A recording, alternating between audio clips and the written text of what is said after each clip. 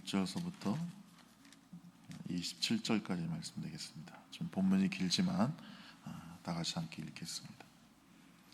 아브라함이 99세 때에 여호와께서 아브라함에게 나타나서 그에게 이르시되 나는 전능한 하나님이라 너는 내 앞에서 행하여 완전하라. 내가 내 언약을 너와 너 사이에 두어 너를 크게 번성하게 하리라 하시니 아브라함이 엎드렸더니 하나님이 또 그에게 말씀하여 이르시되 보라 내 언약이 너와 함께 있으니 너는 여러 민족의 아버지가 될지라.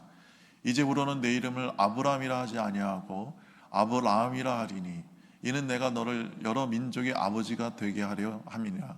내가 너로 심히 번성하게 하리니 내가 내게서 민족들이 나게 하며 왕들이 내게로부터 나오리라. 내가 내 언약을 나와 너 및 내 대대 후손 사이에 세워서 영원한 언약을 삼고 너와 내 후손의 하나님이 되리라. 내가 너와 내 후손에게 내가 거류하는 이 땅 곧 가나안 온 땅을 주어 영원한 기업이 되게 하고 나는 그들의 하나님이 되리라. 하나님이 또 아브라함에게 이르시되 그런즉 너는 내 언약을 지키고 내 후손도 대대로 지키라. 너희 중 남자는 다 할례를 받으라. 이것이 나와 너희와 너희 후손 사이에 지킬 내 언약이니라. 너희는 포피를 베어라. 이것이 나와 너희 사이의 언약의 표징이니라.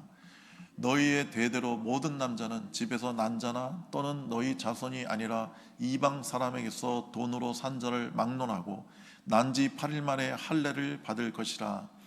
너희 집에서 난 자든지 너희 돈으로 산 자든지 할례를 받아야 하리니 이에 내 언약이 너희 살에 있어 영원한 언약이 되려니와 할례를 받지 아니한 남자 곧 그 포피를 베지 아니한 자는 백성 중에서 끊어지리니 그가 내 언약을 배반하였습니다. 하나님이 또 아브라함에게 이르시되 내 아내 사라는 이름을 사레라 하지 말고 사라라 하라. 내가 그에게 복을 주어 그가 내게 아들을 낳아 주게 하며 내가 그에게 복을 주어 그를 여러 민족의 어머니가 되게 하리니 민족의 여러 왕이 그에게서 나리라. 아브라함이 엎드려 웃으며 마음속으로 이르되 100세 된 사람이 어찌 자식을 낳을까? 사라는 90세니 어찌 출산하느뇨 하고 아브라함이 하나님께 말하되 이스마엘이나 하나님 앞에 살기를 원하나이다. 하나님이 이르시되 아니라 내 아내 사라가 내게 아들을 낳으리니 너는 그 이름을 이삭이라 하라. 내가 그와 내 언약을 세우리니 그의 후손에게 영원한 언약이 되리라. 이스마엘에 대해서는 내가 내 말을 들었나니 내가 그에게 복을 주어 그를 매우 크게 생육하고 번성하게 할지라. 그가 12영을 낳으리니 내가 그를 큰 나라가 되게 하려니와 내 언약은 내가 내년 이 시기에 사라가 내게 낳을 이삭과 세우리라.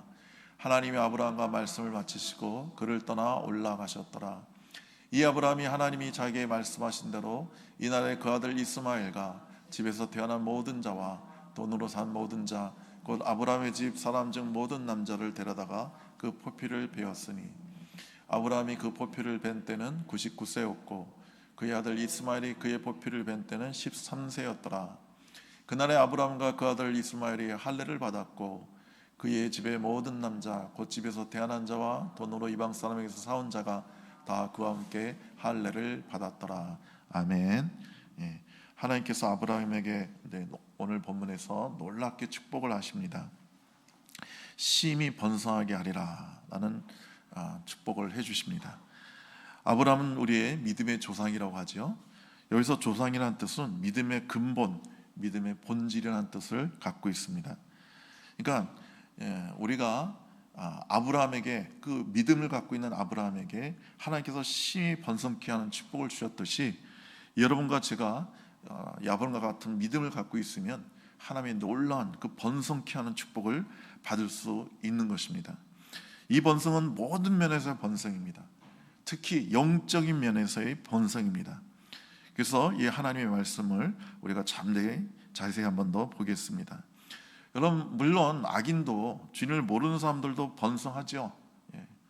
그 창세기 4장에 보면 가인의 족보가 있는데 그 족보의 사람들을 보면 하나같이 막 문명의 이기들을 발명해내고 아주 크게 번성하고 막 성을 쌓고 대단한 자손을 낳습니다. 근데 그들은 역사 속에서 사라집니다. 가인의 후손은 찾아볼 수가 없어요. 또 창세기 10장 보면 저주받은 함의 후손이 무척 번성합니다. 근데 그 중에서 그 세상에 처음 난 영혼 니므롯도 있었고, 그 니므롯 중심으로 그 거대한 건축물 바벨탑을 쌓기도 했습니다. 하지만 이들은 성경에서 사라집니다. 그러니까 하나님께서 이들을 산 걸로 여기지 않고 이들을 주목해서 보시지도 않았다는 거죠. 시편 37편에 보면 악인이 번성한다고 해서 불평하지 말라고 우리에게 말씀해 주고 계십니다. 저희는 풀과 같이 속히 뱀을 볼 것이고 푸른 채소같이 세잔할 것이기 때문에 그렇습니다. 시편 30편 7절로 11절 보면요, 자기 길이 형통하며 악한 꾀를 이룬 자를 인하여 불평하지 말지어다. 대저 행악자는 끊어질 것이나 여호와를 기대하는 자는 땅을 차지하리로다. 잠시 후에 악인이 없어지니 내가 그것을 자세히 살필지라도 없으리로다 라고 말씀하고 계십니다.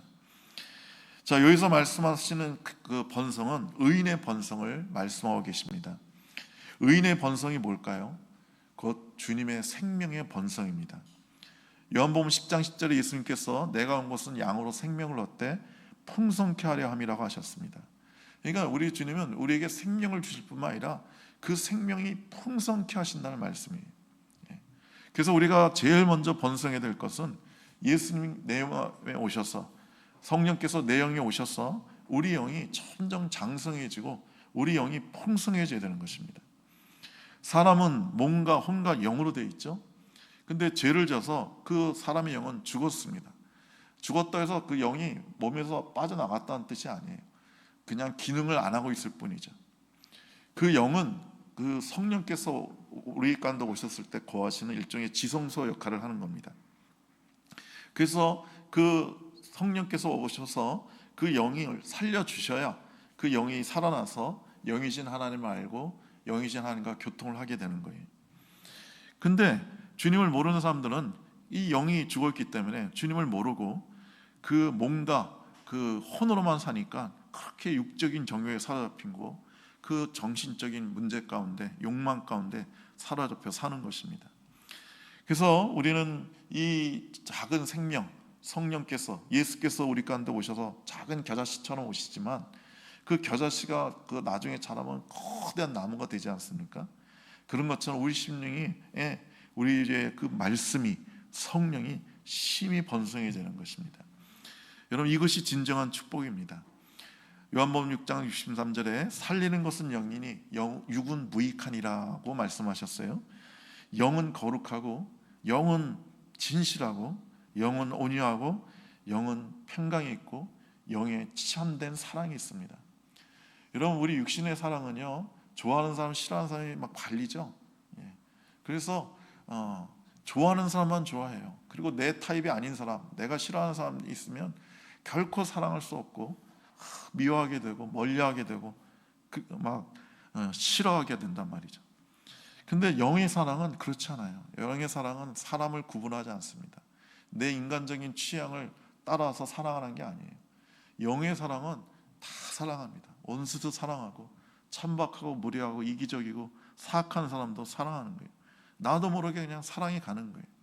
그래서 성령이 우리 가운데 충만히 거하시면 첫 번째 특징이 사랑의 사람이 된다는 겁니다. 그냥 사람들이 사랑스러운 거예요.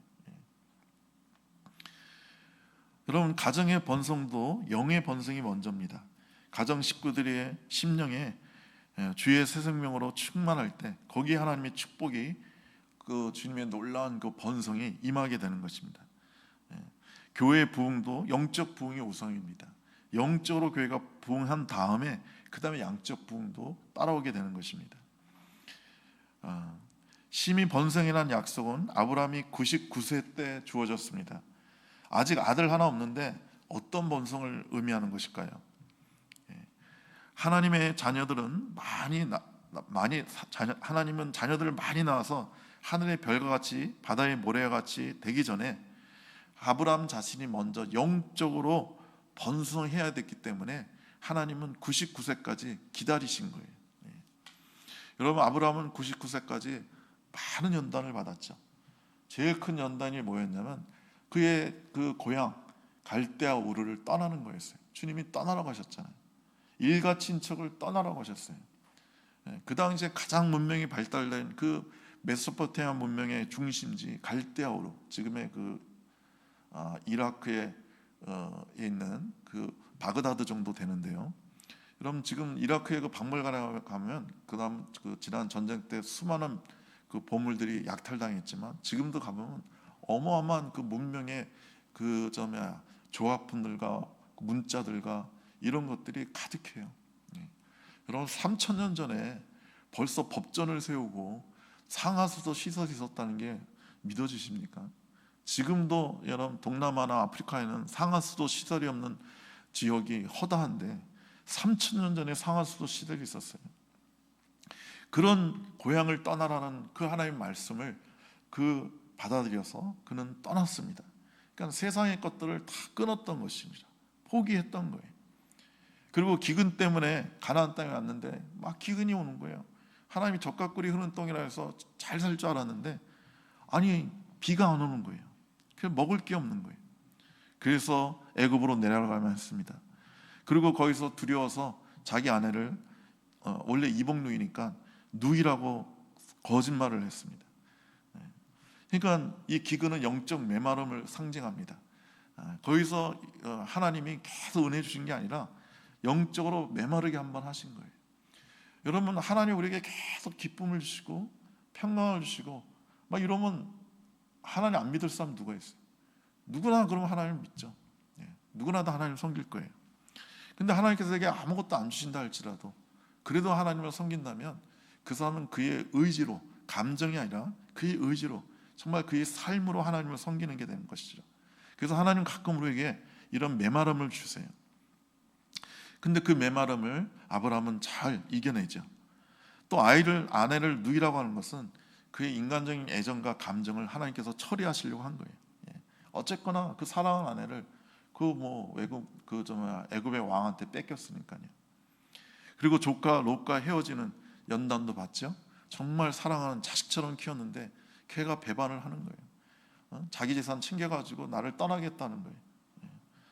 그때 아브라함이 그냥 보내주시죠. 그것도 굉장히 인간적인 애정을 끊어야만 되는 그런 아픔이 있었을 것입니다. 그렇게 자기를 배반한 롯인데 그 롯을 찾아오겠다고, 그 롯을 구하겠다고 그 네 왕이란 큰 왕들과 싸움을 합니다. 그돌라오멜 왕과 싸우죠. 그리고 하나님 목숨을 걸고 싸웁니다. 거기서 하나님께서 승리를 주셔가지고 사람들과 그 수많은 노략품들을 가지고 돌아오는데 소돔 왕에게 실 한 오라기, 신들매 하나 안 받고 다 그에게 돌려주죠. 그러니까 세상에 붙은 욕심, 물질에 대한 욕심을 내려놓는 훈련을 아브라함은 받은 것입니다. 그리고 하나님은 쪼갠 염소와 양과 새를 쪼개라고 그러시죠. 그것은 우리의 육신이 쪼개지는 걸 의미해요. 우리의 옛 자아가 쪼개지는 거예요. 우리의 욕망과 우리의 그 모든 욕심이 쪼개져야 되는 거예요. 그러면 거기에 하나님께서 횃불을 보내시는 것처럼 성령의 불이 임하는 것입니다. 그 체험도 아브라함이 한 거예요. 근데 아브라함은 많은 실패를 하죠. 하갈을 아내로 받아들여서 하나님의 축복을 인간적인 방법으로 성취시키려고 하면 커다란 실패가 오고 수치가 오고 고난이 온다는 것을 아브라함은 깨닫게 된 것입니다. 그래서 이제 99세까지 아브라함은 모든 인간적인 수단을 내려놓고 자기의 욕망을 내려놓고 인간적인 애정을 내려놓고 많은 연단을 겪었는데 그걸 잘 통과했어요.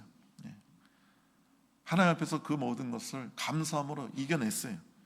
그러니까 이제는 그에겐 주어진 것은 이제 더 이상 그는 세상적으로 쓰지 않고 육신을 위해서 쓰지 않을 것입니다. 그에게는 모든 것이 거룩하게 되는 것이에요. 그래서 그가 100세가 되면 이제 이삭이 태어나는 겁니다. 이삭의 뜻은 웃음이죠. 이제는 그에게 진정한 기쁨, 영적인 기쁨으로 신령한 기쁨으로 충만하게 되는 것입니다. 여러분 하나님은 제 가운데 잉태되고 제 가운데 출생한 인간에게 진정한 번성을 주기 위해서는 먼저 그 사람이 깨끗이 청산되고 연단받고 변화되고 거룩한 영적인 사람이 돼야 되는 것을 우리에게 말씀해 주고 있는 거예요. 여러분 그 갈릴리 해변가에서 예수님께서 제자를 부르실 때도 그 제자들이 다 포기했죠. 자기의 그 재산 1호인 배를 포기하고, 배를 버리고, 재산 2호인 그물을 버리고, 가족도 버리고, 그 사꾼도 일꾼도 버리고, 다 버리고 예수님을 쫓아갔단 말이죠. 그렇게 버려야 천국을 소유하게 되는 것입니다. 하나님이 주시는 번영은 이 세상적인 게 아니라 영원한 것이기 때문에 먼저 세상 것들을 포기하고 버리는 그것이 우리에게 필요합니다. 근데 아브라함이 100세가 되면 이제 버리는 게 아니라 계속 하나님이 채워주는 시간이 되는 거예요. 아브라함이 100세가 되고 나서 하나님께서 그에게 범사의 복을 주셨다고 그랬어요. 조금 복을 받는 게 아니라, 한쪽만 복을 받는 게 아니라 모든 면에서 하나님께 복을 받았다 이 말이에요. 그래서 어떤 성도들 간에 여러분과 저는 반드시 99세의 시간을 지나야 됩니다. 그래야 100세가 되면 하나님의 축복이, 번성이 우리에게 오기 때문에 그래요. 근데 많은 성도들이요 99세까지 살다 죽어요. 그냥 평생 연단받다, 평생 고난받다 죽어요. 그걸 통과를 못해요. 왜 통과를 못합니까? 고난이 오고 연단이 올 때 계속 불평하는 거예요. 원망하는 거예요. 분노하는 거예요. 하나님 갈대우를 떠나면 왜 떠나냐고, 이 좋은 데를 내가 왜 떠나냐고. 그 소돔과 고모라를 멸할 테니까 뒤돌아보지 마라, 그렇게 얘기했는데 그 롯의 처는 뒤돌아보잖아요. 왜 돌아봐요? 그 집에 남기고 온 보물들, 자기 민코트나 여러 가지 소중한 금반지나 이런 게 막 생각나니까 뒤돌아보는 거예요. 여러분, 그렇게 뒤돌아보면 통과가 안 되는 거예요.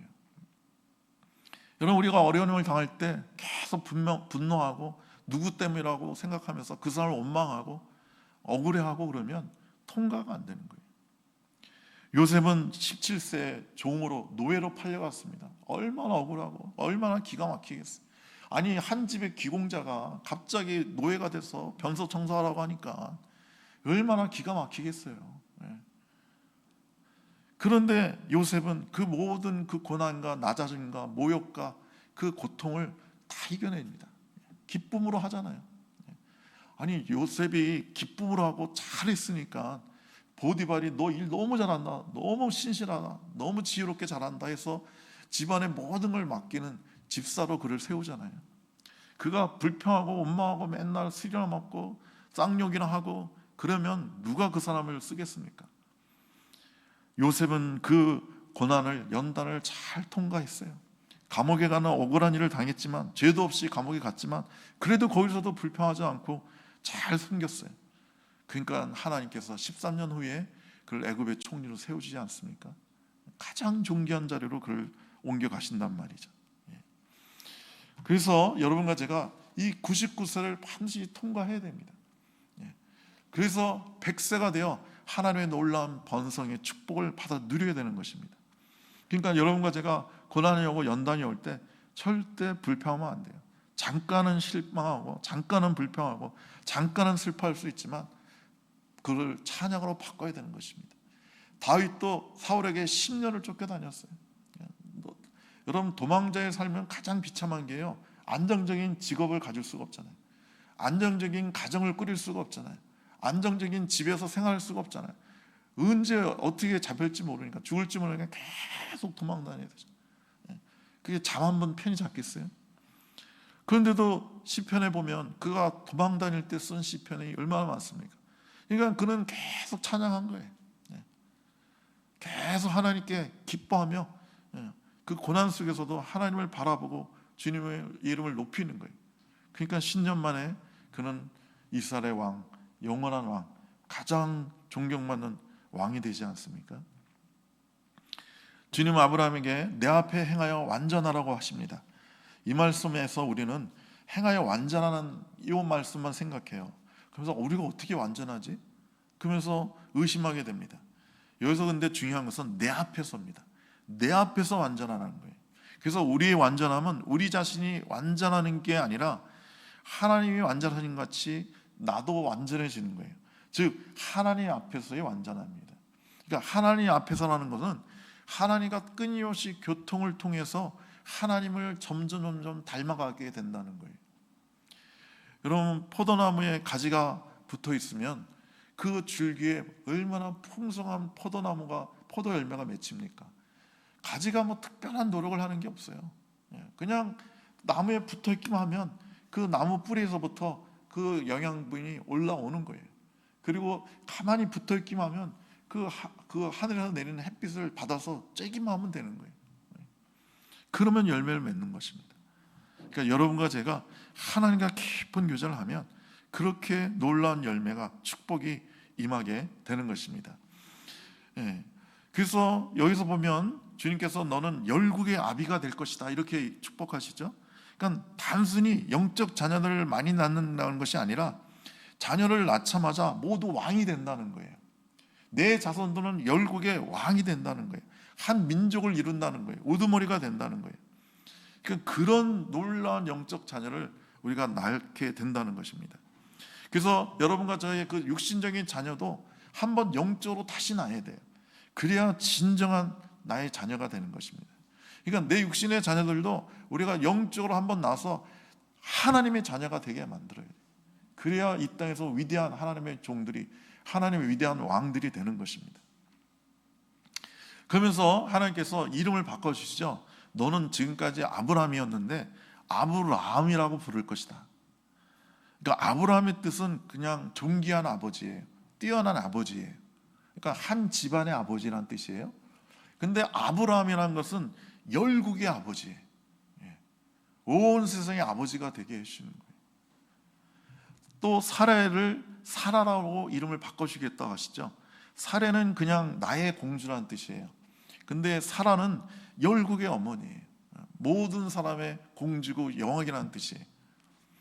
그러니까 이렇게 하나님께서는 우리에게 새 이름을 주십니다. 그리고 새 이름대로 우리의 삶을 다스려 주시고 이루어 주시는 거예요. 여러분, 그 베드로라는 이름에 게바라는 이름, 베드로라는 이름을 새로 주셨죠. 사울은 바울이라는 이름을 주셨습니다. 그런 것처럼 여러분과 저에게 하나님은 새 이름을 주세요. 그리고 그 이름대로 이루어 주시는 겁니다.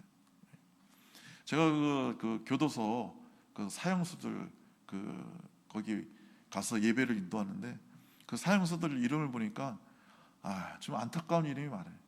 이름이 장수야, 장수. 그러니까 장수하라고 장수로가 진 거예요. 길장자에다 목숨 숫자. 근데 사형수예요. 이름이 천수라는 사람도 있어요. 천수. 그러니까 천수를 누려라. 그러니까 이런 사람들은 이름대로 전혀 안 된 거예요. 근데 하나님이 여러분을 축복하시고 새 이름을 주시면 그 이름대로 되는 거예요. 여러분 이름대로 이루어지는 거예요.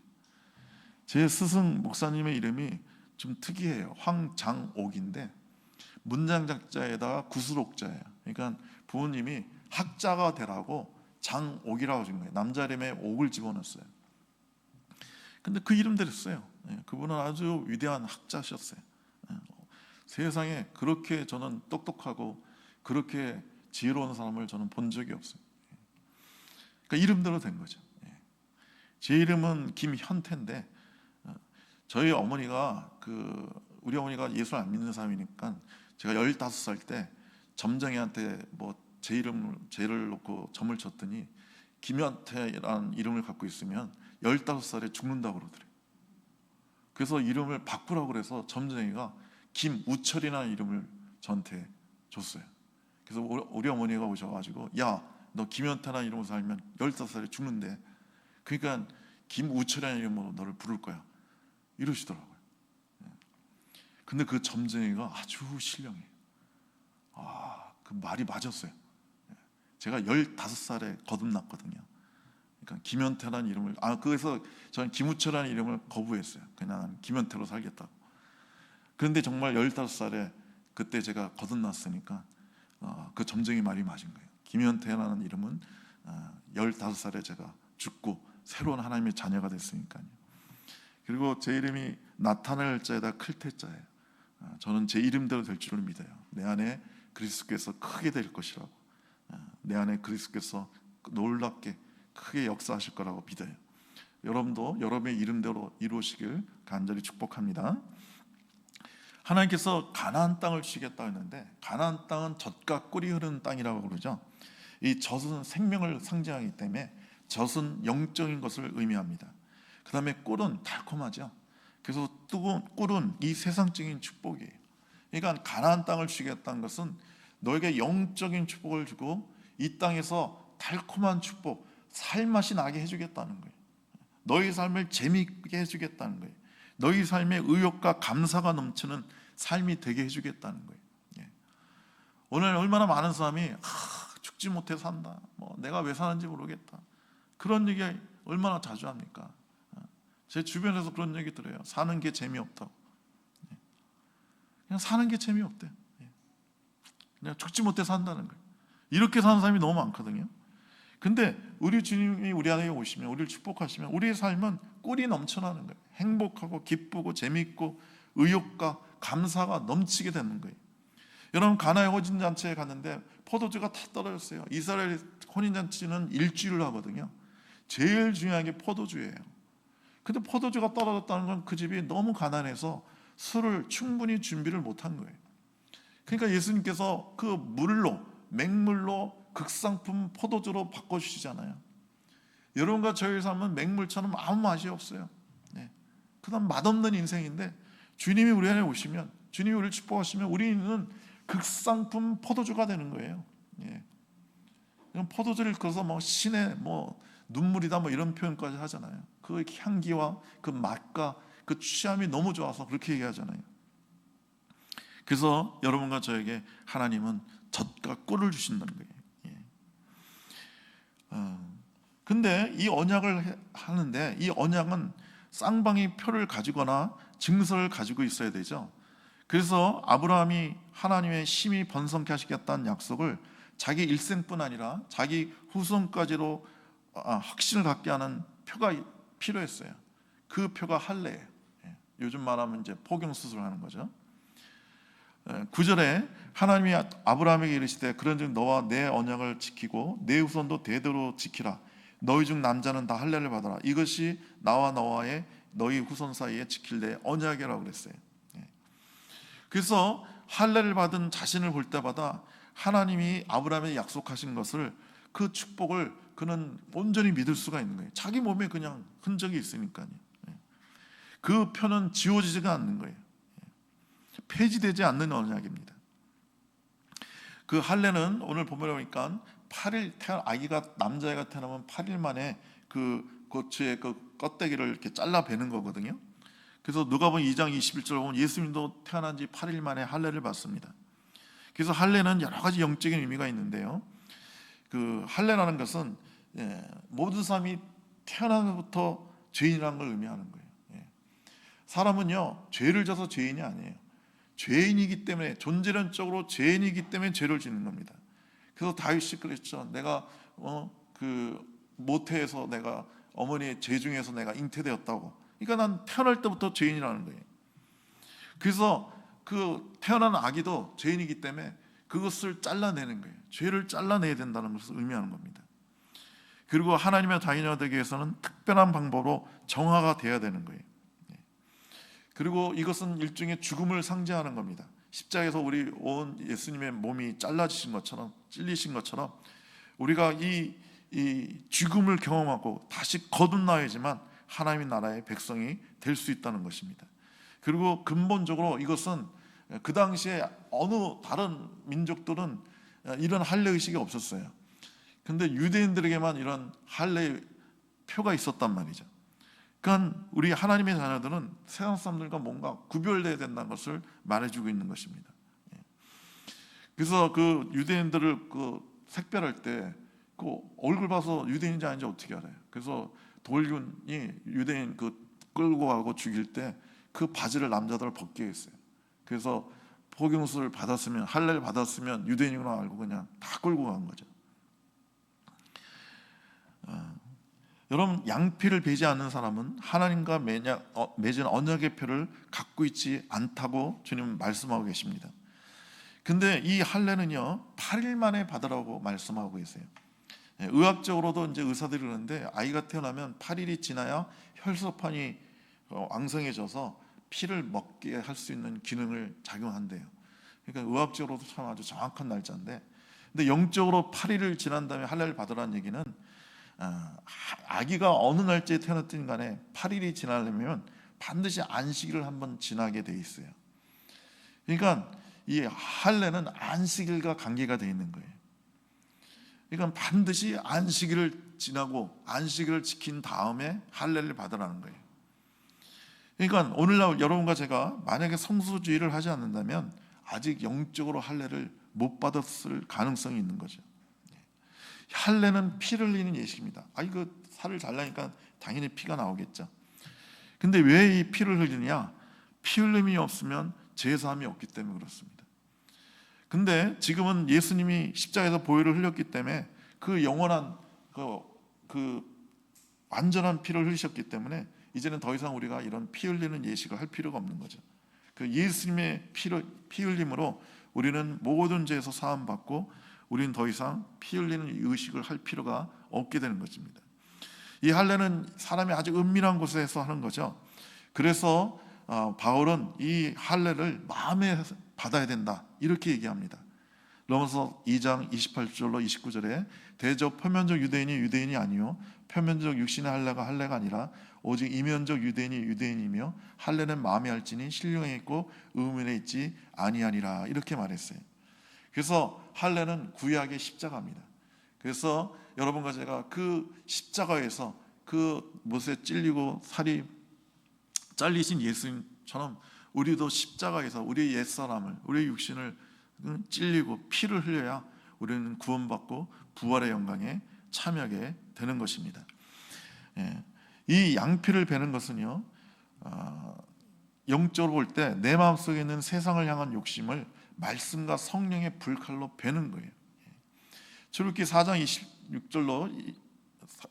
24절로 26절을 보면 그 모세가 이제 하나님의 명령을 듣고 이제 애굽으로 가는데 그 가족을 데리고 가죠. 근데 갑자기 도중에 여관에서 하나님이 모세를 죽이려고 하세요. 아니 사명을 주실 때는 언제고 왜 또 죽이려고 하죠? 그러니까 모세의 아내가 그걸 보고 이 십보라 아내가 아주 지혜로운 여인 같아요. 갑자기 차돌을 꺼내서 그 날카로운 차돌의 면으로 아들의 양피를 베어가지고 그 모세의 발 앞에 던지면서 당신은 참으로 내 피남편이다 이렇게 외치니까 하나님께서 모세를 놓고 그냥 가셨다는 이야기가 나와요. 우리가 잘 이해가 안 가는 이야기지만 한 가지 분명한 것은 할례를 받지 않으면 하나님의 일을 할 수가 없다는 거예요. 여러분과 내가 마음의 양피를 베지 아니한 사람은 인생의 도중의 숙소에서 하나님은 우리를 만나서 죽이시는 거예요. 그래서 반드시 십자가가 우리 가운데 역사해야 되는 거예요. 십자가가 없는 사람은 그 사람은 우리에게 영원한 생명으로 들어가지 못하고 그 어둠의 세계로 들어가게 되는 거예요. 여러분 차도는 하나님의 말씀입니다. 차도를 이렇게 탁 깨면요 아주 날카로운 면이 나오죠. 그래서 옛날 신석기 시대는 그 돌도끼를 쓰잖아요. 그러니까 차도를 쪼개가지고 그 날카로운 면으로 뭘 자르고 했던 겁니다. 그러니까 이 날카로운 칼과 같은 이 차도는 병균도 없고 순수한데 이것은 하나님의 말씀을 상징합니다. 이 쪼개진 말씀의 차돌로 우리의 마음의 양피를 베어야 되는 거예요. 하나님의 말씀은 좌우의 날선 검과 같다고 그러셨죠. 그 말씀으로 우리의 혼과 영과 골수를 찔러 쪼개서 우리의 죄악이 드러나고 그 세포를 떼어내는 것처럼 그 우리의 죄악을 떼어내야 되는 거예요. 그래야 우리가 하나님의 영원한 축복을 받고 약속을 성취받게 될 줄로 믿습니다. 기도하겠습니다. 좋으신 우리 하나님 아버지, 우리에게 놀라운 축복을 주시고 심히 번성케 하시니 참으로 감사합니다. 우리의 이름대로 주님께서 이루어 주시고 우리가 이 영원한 축복을 받기 위해서 먼저 마음의 할례를 받게 하여 주시옵소서. 십자가가 우리 가운데 역사하게 주옵소서. 십자가 우리의 정과 욕심과 죄악과 음란과 우리의 혈기를 다 못 받고 우리 주님의 그 거룩한 영광의 부활로 나아가게 하여 주시옵소서. 여기 있는 사람들 한 사람 한 사람에게 그런 놀라운 하나님의 번성의 축복이 임하게 하여 주시옵소서. 예수님의 이름으로 기도드리옵나이다. 아멘. 주기도문으로 우리 주님께 나아갑니다.